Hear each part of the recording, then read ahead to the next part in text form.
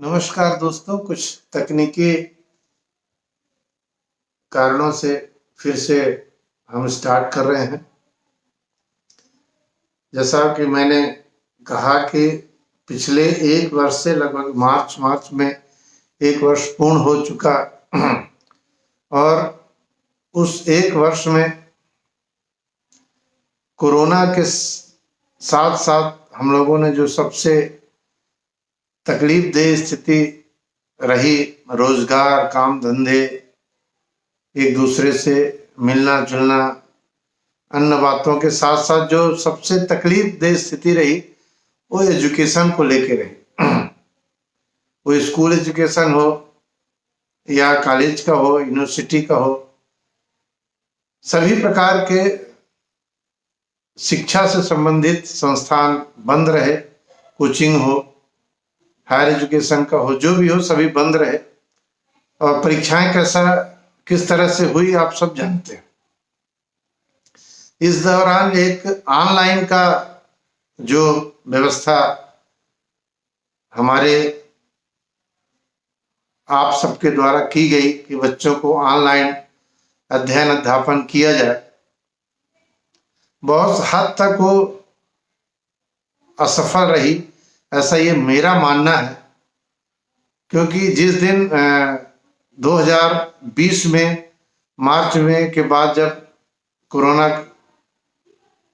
शुरू हुआ था और उसके बाद जब जून जुलाई में ऑनलाइन अध्ययन अध्यापन का कारोबार शुरू हुआ था, उस समय मैंने लिखा था कि यह व्यवस्था कारगर सिद्ध नहीं होगी। और आज मुझे कहीं ना कहीं संतोष है कि जब एक साल तक मैं ऑनलाइन अध्ययन अध्यापन के बारे में देखता हूं तो उसका परिणाम से ज्यादा दुष्परिणाम है। आप जिससे मैंने अपने पोस्ट में लिखा था कि मैंने बातचीत करने का जो टॉपिक चुना है वह है मोबाइल और बच्चे। ऑनलाइन एजुकेशन एक माध्यम बना कि बच्चों के हाथों में मोबाइल हर एक पालक को, हर एक पेरेंट्स को मजबूरी में ही सही देना पड़ा। दूसरी स्थिति ये रही कि हम लोग भी पूरा लगभग साल भर घर में ही रहे और घर में रहने के कारण मोबाइल ही एक हमारा सहारा रहा। चाहे वो हम उसमें यूट्यूब देखें, फेसबुक चलाएं, ट्विटर चलाएं या अन्य कोई भी वेब सीरीज देखें, लेकिन मोबाइल हमारे हाथ में भी रहा, बच्चों के हाथ में भी रहा, अध्ययन अध्यापन के लिए रहा। शुरुआत में मैंने देखा, महसूस किया, कुछ मित्रों के साथ बातचीत से पता चला कि मित्र अपने मोबाइल बच्चों को देते थे और एक फिक्स टाइम पे वो बच्चे अध्ययन अध्यापन करते थे। लेकिन धीरे धीरे जैसे ऑनलाइन का कारोबार ज्यादा बढ़ा और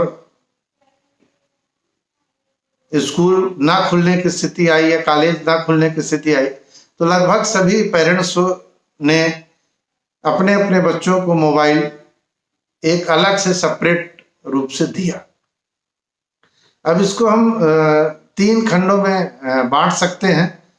पहला है वो बच्चे जो क्लास 5वीं के नीचे के क्लास के हैं, उनके हाथों में भी मोबाइल आज के डेट में रहता।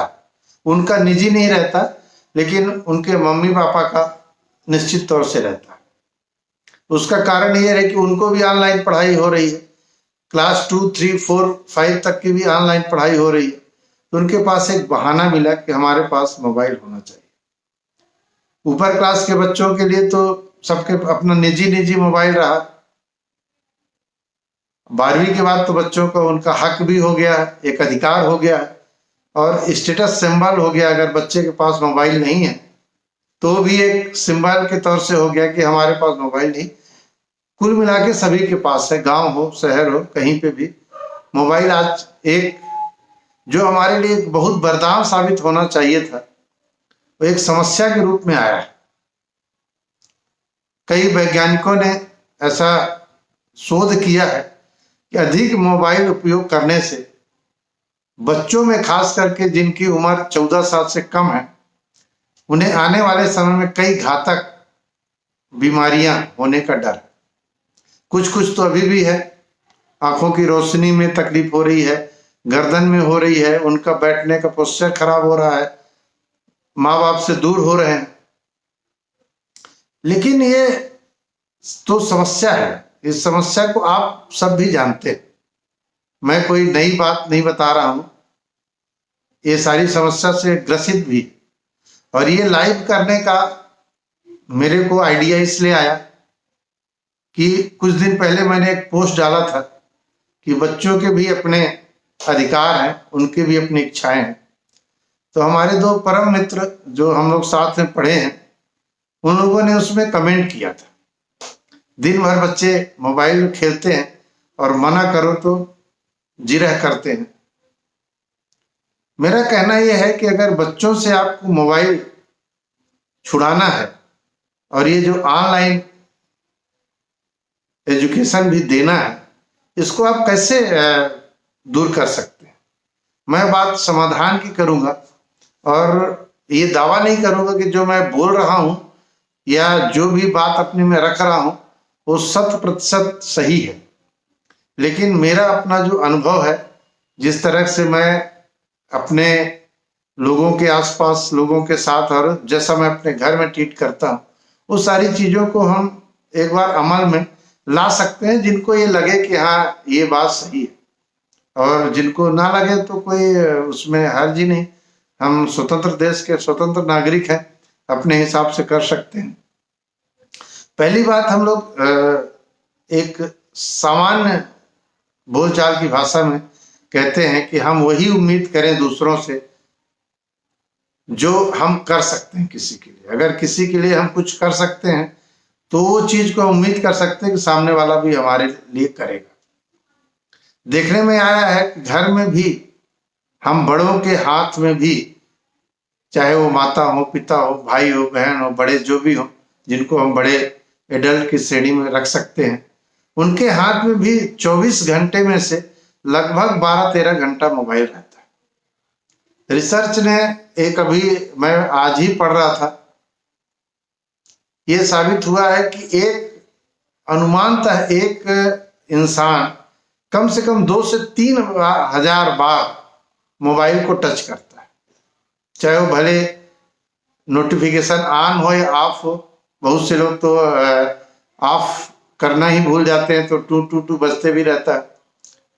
तो हम जब उस मोबाइल के एक प्रकार से आदी हो गए, या ये देखते हैं कि आप अगर 4 दोस्त भी बैठे हैं तो 4 दोस्त बात नहीं कर रहे हैं आपस में, वो अपने मोबाइल में ही देख रहे हैं। ये मैं कहीं आपकी कहीं सुनी बात नहीं कर रहा हूँ, देखी बात कर रहा हूँ। अभी जब लॉकडाउन लगा हुआ था, मैं शाम को वॉक करता था, तो कुछ जब होटल के सामने कुछ गाड़ियां खड़ी रहती थी, उसमें अगर 2 लोग खड़े तो दोनों मोबाइल में लगे हैं, 4 बैठे तो चारों मोबाइल में लगे हैं, और घर में हैं तो घर में भी मोबाइल में लगे। अब ये बातें जो मैं आपको बता रहा हूँ, सब आप जानते हैं, देखे हैं, सुने हैं और करते भी। ये आप और हम में कोई अंतर नहीं। लेकिन हम इससे कैसे छुटकारा कर सकते? अगर बच्चों को आप डांट डपट के, लाठी डंडा से तो आप कर नहीं सकते, वो जमाना रहा नहीं।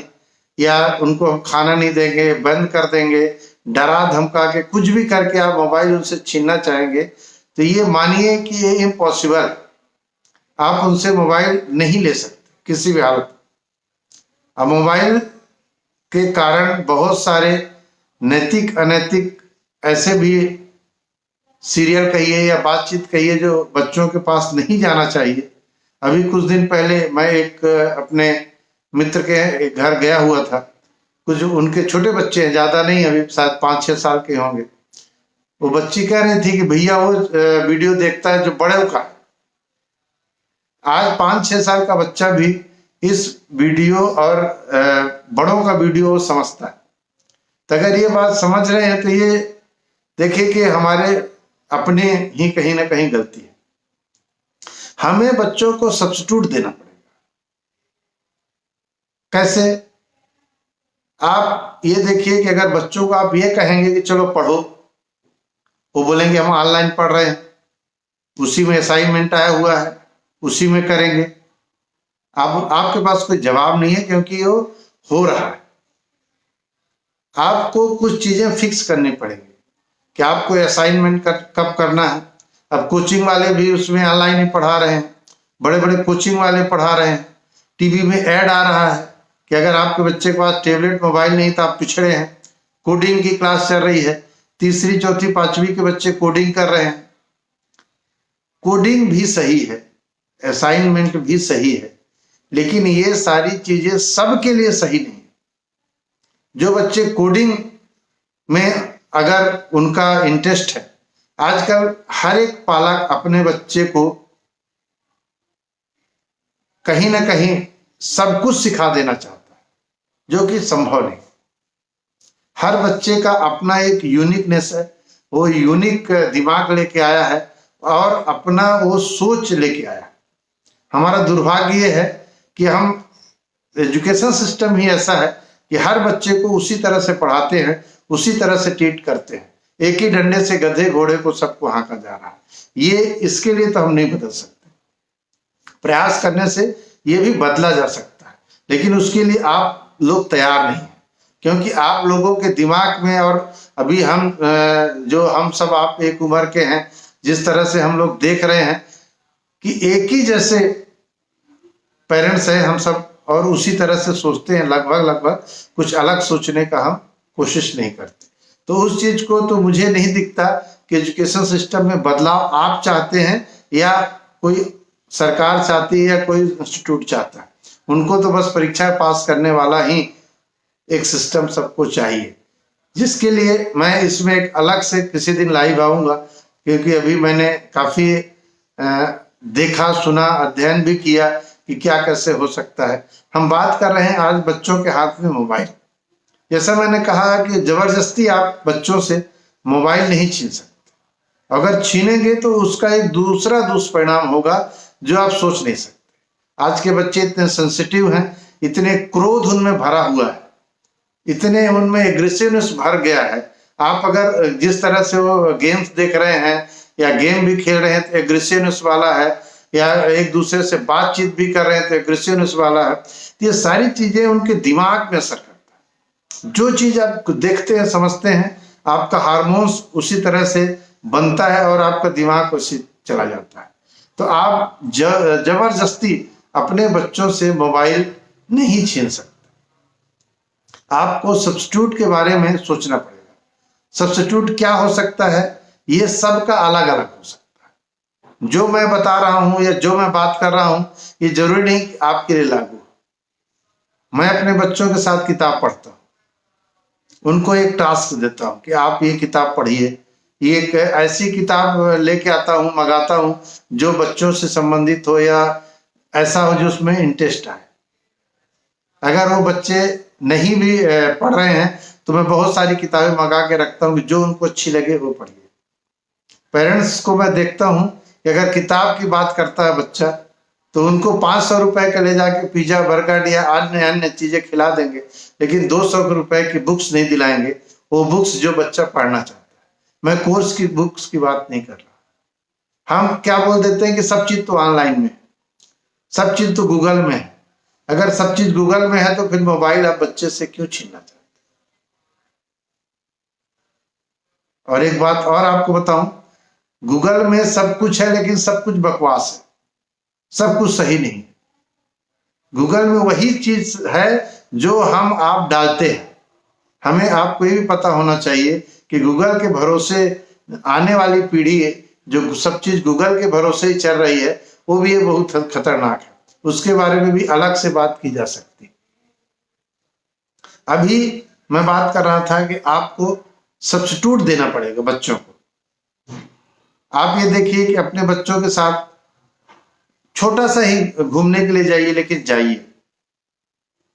आप अगर लेट तक सोएंगे, देर तक मूवी देखेंगे या देर तक टीवी देखेंगे, देर तक मोबाइल चलाएंगे, बट नेचर बच्चे भी वैसे करेंगे।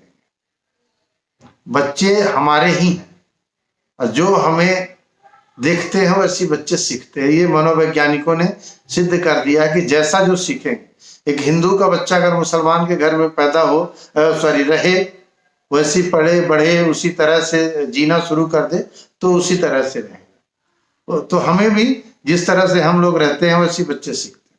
हम सब्स्टिट्यूट की बात कर रहे हैं।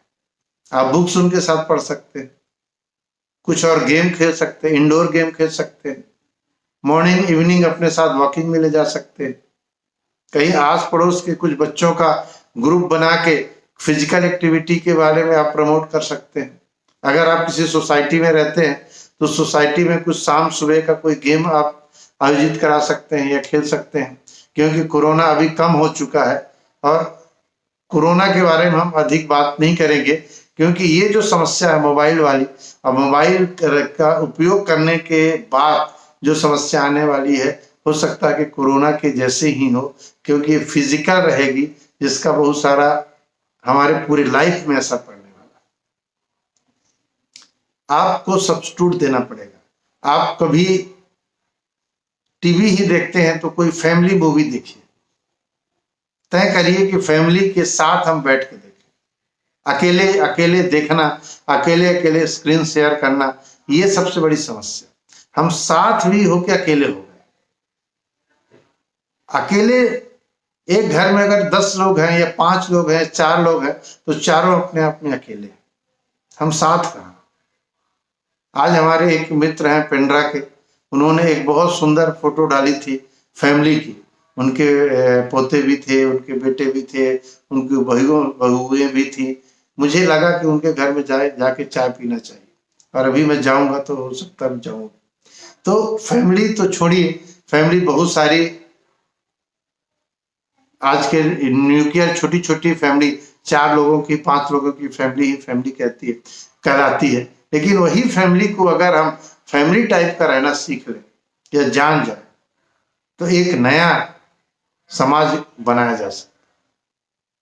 मोबाइल जैसे सब्स्टिट्यूट के बारे में मैंने आपसे बात की। मोबाइल एकदम आप नहीं छुड़ा सकते उस बच्चों से, लेकिन टाइम फिक्स कर सकते। तो इस टाइम में आप उनका इस्तेमाल करेंगे। रात को आपके घर में कोई एक ऐसा स्पेस होना चाहिए जहां पे मोबाइल रखा जा सके।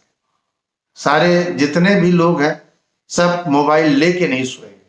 अगर ये ही व्यवस्था आप कर लिए कि हम सब बच्चे हम लोग भी अपने सर के पास मोबाइल रख के सोते हैं, कि हो ना हो मोबाइल के बाद हम ज्यादा डरे हुए लोग नहीं हो गए।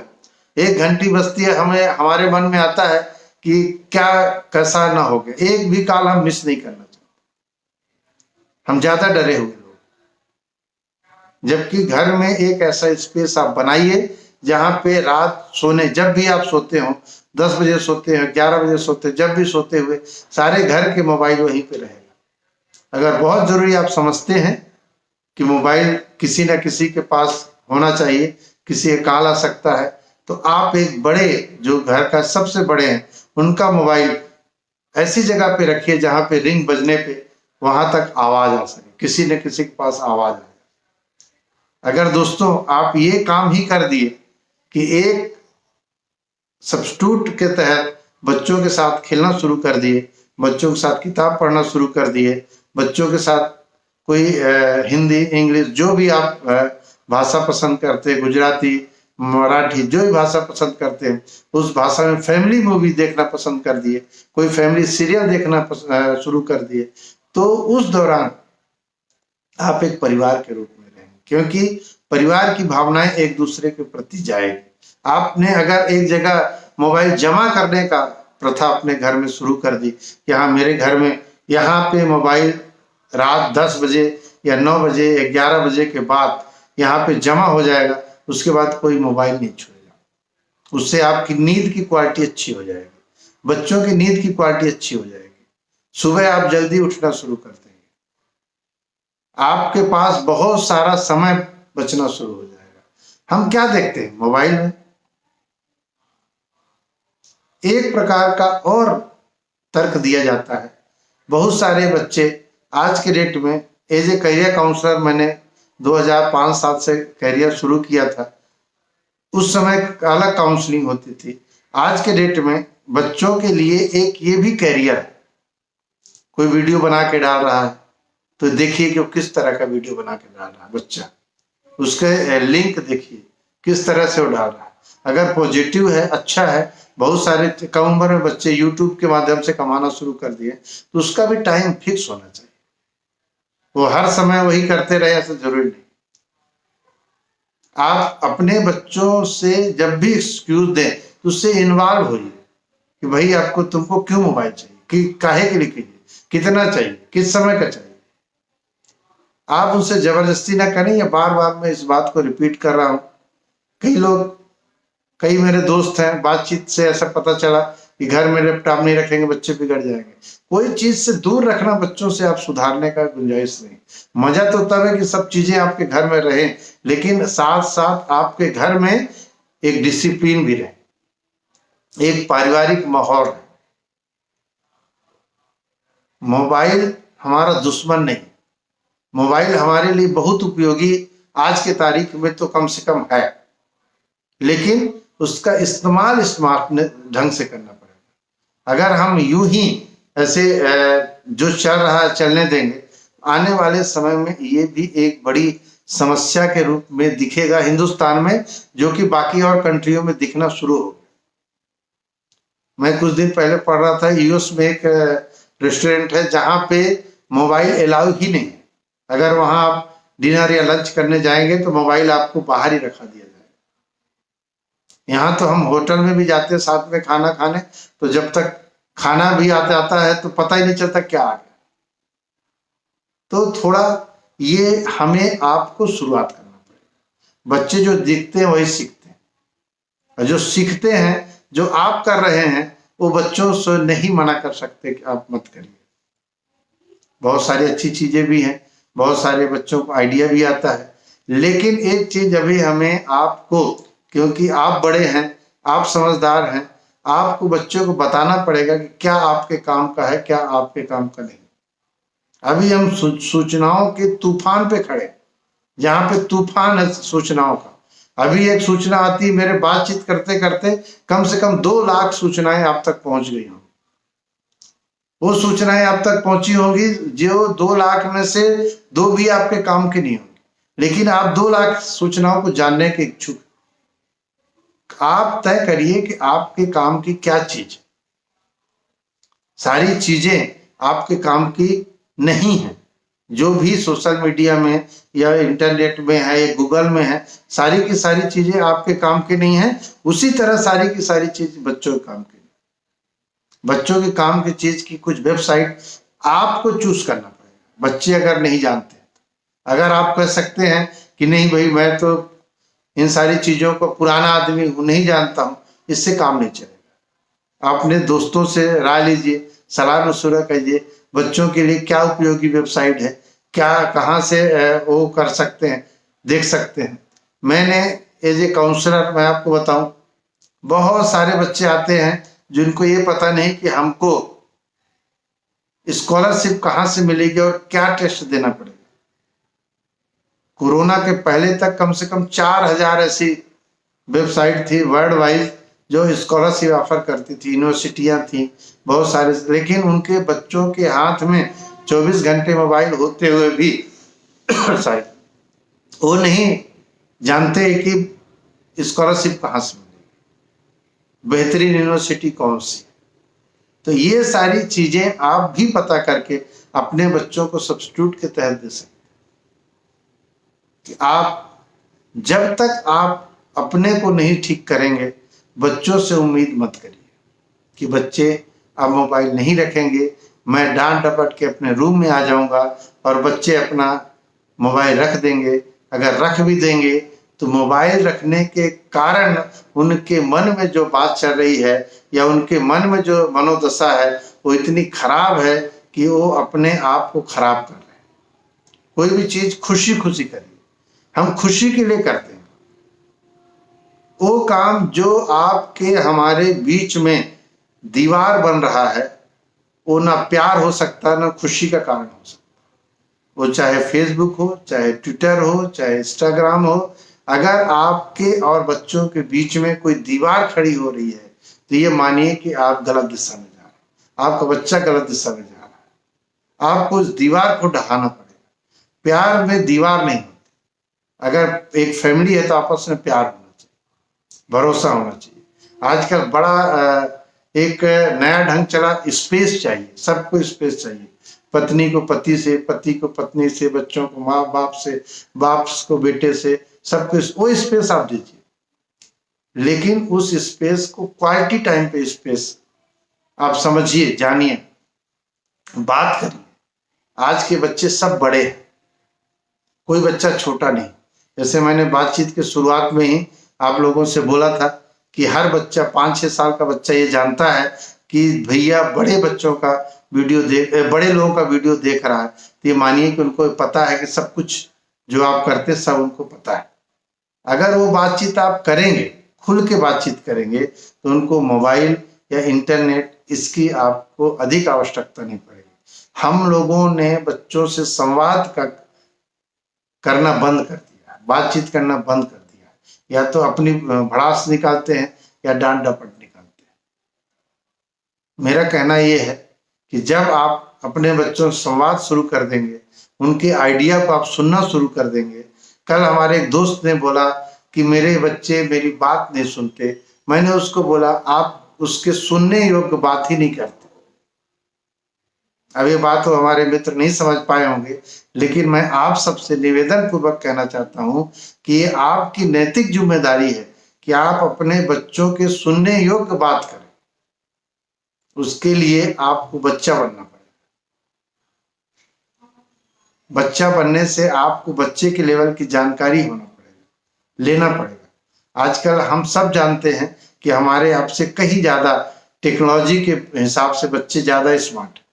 तो जो बच्चा कर सकता है वो आप भी कर सकते हैं। अभी मैं कुछ दिन पहले एक वीडियो देख रहा था कि बच्चों से मोबाइल में दूर रखने के लिए कुछ ऐसे ऐप डेवलप किए गए। वहां सांप निकल के आ जाएगा, बिच्छू निकल के आ जाएगा, दूसरा कोई जानवर निकल के आ जाएगा। ऐसा कब मत करिए। उन ऐप को कतई डाउनलोड मत करिए। अगर आपके बच्चे छोटे हैं तो ऐसे ऐप के माध्यम से उनको मत डराइए। अगर बच्चा वो डर गया एक बार, वो भले मोबाइल के थ्रू ही डर गया, तो आप मानिए जिंदगी भर के लिए डर गया। अपने जीवन का 20 साल मैंने बच्चों के बीच में गुजारा है। लगभग 2 से 3 लाख बच्चों से बातचीत किया हूँ, डायरेक्ट बातचीत किया। और ऐसे बच्चे बहुत सारे मुझे देखे। मैंने जब तह तक जाता हूँ, अंदर तक जाता हूँ, तो पता चलता है कि इनको कभी ना कहीं डराया गया। जो डराया गया उनका कॉन्फिडेंस कम हो जाता है। बच्चों को पालने के लिए आपको बहुत ही मेहनत करनी पड़ेगी। कल एक मित्र के अपने मैं कमेंट में लिखा था कि पिता बन जाना या माता बन जाना हमारा एक नैसर्गिक गुण है। किसी का जन्मदाता हो जाना बहुत आसान काम है, लेकिन पिता और माता बनना बहुत सरल काम नहीं है। उसके लिए आपको थोड़ा मेहनत करनी पड़ेगी। और आजकल के बच्चे, जो हमारे आपके बच्चे, जो हम आप जिस एज ग्रुप में हैं, हमारे आपके बच्चे आप हमारे आपसे ज्यादा एडवांस है, तो आपको भी एडवांस होना पड़ेगा। उनके साथ संवाद करिए, वो किस दर जा रहे हैं, क्या करना चाह रहे हैं। आपसे बेहतर कोई दुनिया में टीचर नहीं होना चाहिए, लेकिन दुर्भाग्य है कि आप हम जैसे लोगों को मानते हैं कि हम ज्यादा बेहतर टीचर। एक बिल्कुल सही नहीं। माता पिता से बेहतर कोई टीचर दुनिया में हो नहीं सकता, लेकिन हम लोग अपने बच्चों को जानने की कोशिश नहीं करते, समझने की कोशिश नहीं करते, उनसे संवाद नहीं करते, उनकी अच्छाई बुराई सुनने को तैयार नहीं रहते। आपका बेटा या बेटी आपके दिल की बात आपसे क्यों नहीं कह सकता? क्योंकि आपने ऐसा सिस्टम नहीं बनाया अपने घर में। जब हम लोग बच्चे थे, जो हमारे इस ग्रुप के सब दोस्त लोग हैं, सब जानते हैं, हम लोग को अपने पिताजी से बात करने का भी डर लगता था। कई तो शादी के बाद तक बातचीत नहीं कर पाते थे अपने पिताजी से। वो दौर अलग था। उस दौर को लेकर अभी हम नहीं जी सकते। समय के साथ हमें अपने बच्चों से संवाद करना पड़ेगा। और संवाद ऐसा कि उनको लगे कि आप बाप हो, आप माँ हो। अभी क्या है कि कोई भी आपकी तकलीफ आती है, चाहे वो टेक्निकल हो चाहे नॉन टेक्निकल हो, वो बच्चे को थमा देते हैं, उस समस्या को दूर करके ला देता है। उसको कहीं ना कहीं प्राउड होता है कि मैं अपने बाप से ज्यादा जानती हूँ या अपने माँ से ज्यादा जानती हूँ। ये प्राउड आप महसूस करिए जब आपको लगे कि हाँ मेरा बच्चा ज्यादा जानता है। लेकिन उसको प्राउड होने से पहले आप भी अपनी जानकारी को बढ़ाइए, समझाइए। आपसे बेहतर कोई टीचर दुनिया में पैदा नहीं हुआ है। वही पैदा हो सकता है जो वाकई में माता पिता का प्यार बच्चे को दे सके। उन टीचरों से आप कैसे उम्मीद कर सकते हैं जो अपना जीवन यापन चलाने के लिए शिक्षक बने? वो अच्छे शिक्षक नहीं हो सकते। वो आपके बच्चे को सिर्फ एक क्लास से दूसरे क्लास में पढ़ाने के लिए, जाने के लिए, एक सर्टिफिकेट देने के लिए, बस इतना ही आपके काम आ सकते। लेकिन बच्चों में संस्कार जिसको बोलते हैं, बच्चों की जो अंदर छुपी हुई प्रतिभा को आप ही उजागर कर सकते हैं। आप ही उससे संवाद करना शुरू करिए। मोबाइल की बात मैं फिर एक बार आपसे कहूंगा कि सारा आपके 2-3 काम तो आपको करने ही हैं। जिन लोगों को ये लगे कि हाँ ये बातें सही हैं, आप एक घर में कम से कम स्टैंड होना चाहिए। मेरी छोटी बच्ची है, मैं उसको फोटोग्राफी का शौक है, मैंने उसको अलग अलग कैमरा दिला दिया। मोबाइल से नहीं खींचना भी, कैमरा लीजिए। दोस्तों, समस्याएं जो हैं, बहुत सारी समस्याएं तुरंत दिख जाती, बहुत सारी समस्याएं बहुत दिनों बाद दिखती। और ये जो हम लोग अभी 4G से 5G, 5G से और जिस जी में जा रहे हैं, यहाँ ये हमारा जीवन आसान तो नहीं हो रहा है। ये बाजार तो हमें बताएगा कि आप 4G लिए थे, आप 5G ले लीजिए। आप 50,000 का मोबाइल चला रहे थे, अब 60,000 वाला लीजिए। लेकिन कोई बेसिक बहुत अंतर नहीं है। मैं आपको अपनी व्यक्तिगत बात बताऊं, मैंने 96-97 में कंप्यूटर लिया था 486। अभी कुछ दिन पहले एक और कंप्यूटर लिया हूं, कौन सा, शायद 13-14 जनरेशन है, वो भी उतने रेट में आया था जितना रेट में वो आया था। तो टेक्नोलॉजी थोड़ा बढ़ी हुई है, लेकिन काम और ऐसे ही हो रहा है। बेहतर ये है कि आप अपने बच्चों के साथ, जो हमारा मूल सब्जेक्ट था, संवाद करिए। संवाद के साथ ही सारी समस्याओं को आप दूर कर सकते हैं। उनको इच्छाओं को जानिए। एक होता है डेट ऑफ बर्थ, जिसे हर माता पिता को पता रहता है। एक होता है रीजन ऑफ बर्थ। आपका बच्चा इस दुनिया में आया है तो कुछ न कुछ कारण है, कुछ न कुछ रीजन है। ईश्वर बहुत बड़ा है। अगर वो आपके माध्यम से किसी को इस दुनिया में लाया है तो कुछ न कुछ कारण होगा, कुछ न कुछ उसमें योग्यता होगी, कुछ न कुछ उसमें विशेषता होगी। उसको आपको समझना है, आपको जानना है। और अभी बच्चों के लिए आने वाला 4-5-6 महीना, खास करके ये जो 3rd वेव चल रही है आने की, जिसकी संभावना व्यक्त की जा रही है, इसके कारण वो ना आए तो बहुत अच्छा है। दुनिया में उससे अच्छा कोई चीज हो नहीं सकता। लेकिन अगर आती भी है तो भी हमें आपको सबको तैयार रहना पड़ेगा, क्योंकि ये सारा जो कोरोना टाइप की जो बीमारी हुई है, इम्यूनिटी के कारण। मेरा अपना मानना है, मैं यहाँ उसके बारे में बहुत नहीं बोलूंगा, लेकिन बहुत ज्यादा आस पास रहने या छूने छाने से भी नहीं, अगर जिसकी इम्यूनिटी ठीक ठाक रही है, वो कोरोना पेशेंट को भी छू के बचा हुआ है। अब बच्चे जिस तरह से आज के डेट में पिछले 1 साल से घर में ही कैद है, घर में ही पड़े हैं, मोबाइल में ही पड़े हुए हैं, उनकी इम्यूनिटी के बारे में थोड़ा सोचिए। आप उनके साथ डांस करिए, सवेरे उठ के या शाम को करिए, कूदिए फांदिए, नहीं आता तो थोड़ी आपकी इम्यूनिटी बढ़ेगी, थोड़ी उनकी बढ़ेगी। कम से कम उतनी देर तक तो मोबाइल से दूर रहेंगे।